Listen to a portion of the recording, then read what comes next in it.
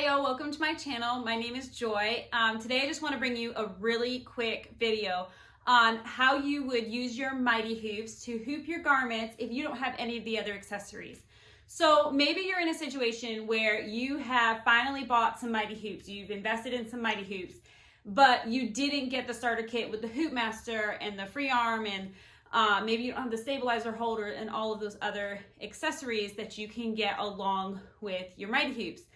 That's how I started. I started with just the Mighty Hoops. I had a couple of Mighty Hoops, and I was having a hard time finding resources on how do I hoop, how do I use my Mighty Hoops. Every video I watched, they were using a HoopMaster, they were using the stabilizer holders, and that's great if you have them, but in my case, I didn't.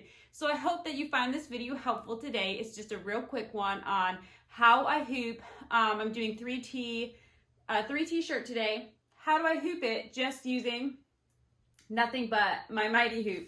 So quite honestly, we're going to do it the same way that I've been hooping all of my other garments, all with the original hoops that came with my machine with the screw, that kind of hoop. Basically going to do it the exact same way, but I'm going to walk you through it really quick. Hey y'all, I said that I would bring you a video of doing an Easter shirt or doing a shirt. This is a kid's shirt. I have the HoopMaster for adults, and I have the free arm for the 5.5. I have the attachment for the 5.5 by 5.5 Mighty Hoop. I do not have the attachment for the 8 by 10, which is what I'm going to use on this 3T, and it's going to be a tight fit with a 3T shirt. Is this 3T or 4T? 3T. So I don't have the right attachment. So I'm going to hoop this without those attachments. And I wanted to show y'all here today, if you are building your Mighty Hoop collection one piece at a time and you don't have the HoopMaster yet, or the free arm and the proper attachments for it, this is how I would go about hooping a t-shirt. Or a child's one, because I don't have the proper child HoopMaster for this. I don't do kids shirts that often, so to me that wouldn't be, at this point in my journey, would not be a good investment for me. It's something that I would rather invest the money in getting like second Mighty Hoops at this point. Okay, so I'm going to use spray and bond, and I'm going to spray the adhesive on the stabilizer, not the shirt, okay? And actually, I probably should move the shirt out of the way so that you don't get any of that overspray. Okay. Bring my shirt back over. Place the stabilizer on, and just from the middle out, I kind of flatten it out. Okay, this is because I don't have anything that is going to hold the stabilizer on the back of my Mighty Hoop. By spraying it onto the shirt, not only is it going to also help with that jersey to help things just stay nice and flat to the stabilizer and not get any kind of puckering or anything. The spray and bond is going to help with that, but it also just helps, sorry, I'm flattening it out. It helps that when I lift the shirt, it's lifting the stabilizer with it, and I'll be able to slip in the back of my hoop, okay? So I'm going to slip this in, and like I said, it's going to be a little bit of a tight squeeze. You don't want to stretch your shirt out, but it just fits in there, you know? I'm going to make sure my sleeves aren't in the way. Not too worried about making it straight, because the fact that it just fits in here, it's pretty much straight. It's not gonna get crooked on me. Okay, so I also have this, not necessarily necessary. I always do like 4 fingers on adult shirts, but obviously that wouldn't work here. So I did go ahead and grab these off Amazon a long time ago, and I actually stopped using them because I felt like they weren't very accurate. But in this case, I felt like it was a good help, because again, kids shirts are not something I do often. I'm gonna stick a pin right here. Okay, so when I trace my design, or when I put my design in here, I want to center it based off the center of the shirt, which you can almost barely see a line where the shirt has been folded.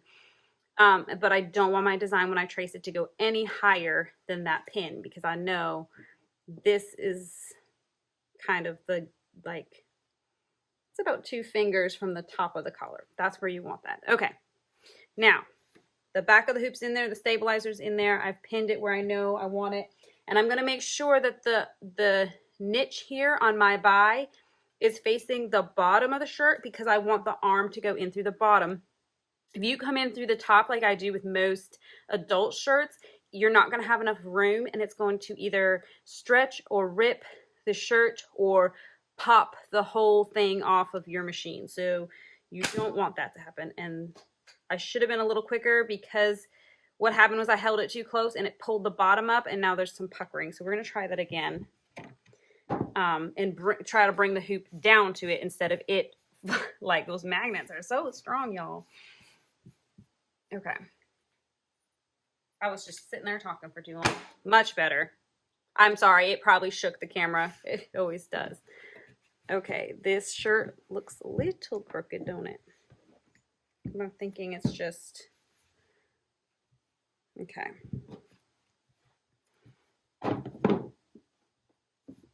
You know, it's so hard with shirts, t-shirts, because sometimes they are not made symmetrical. Have you guys found that to be an issue? I think it'll be all right. All right, so then we're gonna go ahead. I want to find my center and go ahead and embroider this on. But I just wanted to show you how I would hoop a t-shirt, a kid's t-shirt, that without using the HoopMaster, without the free arm, because those things are not going to work in this case. This is the only way that I can hoop this t-shirt. So I know when I first got my Mighty Hoops, I didn't have the HoopMaster, and I looked and looked and looked for videos of how do I hoop. You do it the same way you would do it with any other hoop, basically. This is the same techniques I would use with the original hoops that came with my machine. The only difference was they didn't have a magnet. So that's it. You just do it the same way that you've been hooping everything else. So I hope you found this video helpful for y'all today. Okay, so I just pulled it off of the machine. Everything stitched out great. And just one of the things, this is not a very heavy stitch out. So one of the things I didn't mention was that the stabilizer I was using today was just 1 layer of no-show mesh. If it was a denser stitch out or one with more like a satin stitch, I might double this up or even use a cutaway. But typically for t-shirts, I would just double it up. Because there's no satin stitching, it's all bean stitching on this design. The 1 layer was plenty. And then on the back of the shirt, I'm actually going to go ahead and iron on a cloud cover.